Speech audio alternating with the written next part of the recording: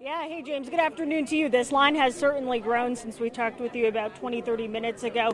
So the Democratic vice presidential nominee, Tim Walz, that is because he will be here. He speaks here in York at around 3 o'clock. He was supposed to be accompanied by Vice President Kamala Harris. She cannot come. She is touring damage caused by Hurricane Helene in the South, along with President Biden. But again, Walz will be here around 3 o'clock. He gets into HIA around 2 and then comes directly to here.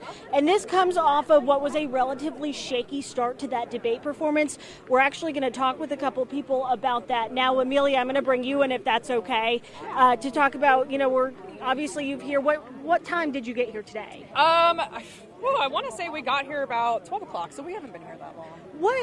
We were talking earlier, the debate from what I've heard from people wasn't exactly what everybody wanted to see. We were off to a little bit of a shaky start. Right. What was your take? So the thing with Tim Walz that I really appreciate is he's a person. He's a civil servant. He's not some polished TV star, and he comes off very authentic. And one of the things that he did bring up, when he was talking towards the end, was just certifying the election. And J.D. Vance couldn't answer that. And that speaks more to me than the fact that, Tim Walz might have stumbled or forgotten, when he went on a trip 30 years ago. So, yeah. The economy, we know, has overwhelmingly been polled as the biggest concern among voters in Pennsylvania.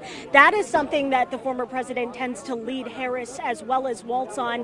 What's your take on that, and what's most important to you as a voter? So in Pennsylvania, under Trump's presidency, I forget the specific number, but he had added maybe 60 million jobs to Pennsylvania.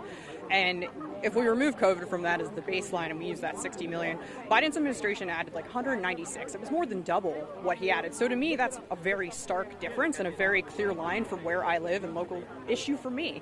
We need that job creation here. Amelia, thank you so much for your time. I appreciate it. And we will continue to have live coverage of this at 5:30, and 6 o'clock tonight. James, again, Walz will speak here at the York Fairgrounds around 3 this afternoon. Expected crowd roughly 1,500, according to campaign officials I spoke with.